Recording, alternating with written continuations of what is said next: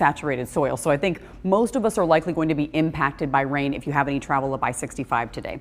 After 3 o'clock this afternoon, though, it's more likely that if you run into a thunderstorm with the sun angle, it will look very ominous by about 3 or 4 o'clock in the afternoon. Sun goes down at 4:48. We have dark skies, and the time frame for Haleyville, Jasper, Coleman, Hamilton, and Fayette, this is between 3 p.m. and 8 p.m. this evening. Damaging wind gusts up to 70 miles per hour because all of those elements will be happening at the same time. Now, with time, we will see a little bit of a decrease in intensity, but it could slow down, which would increase the flood threat.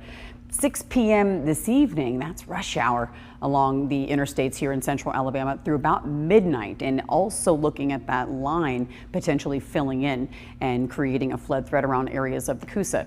That includes Talladega, Anniston, looking into Wedowee, Ashland, Alex City, and Rockford. The storms may also redevelop closer to I-85 on Thursday morning. So if you do have some of those young adults that plan on making their trek back towards Auburn in the next couple of days, if they have a phone, they can download an app and set their alerts so they can always receive, all of you can always receive those alerts in the palm of your hand if you put in your location. What a difference just a few counties makes. It's 60 degrees right now in Haleyville. That's a rain-cooled 60 degrees.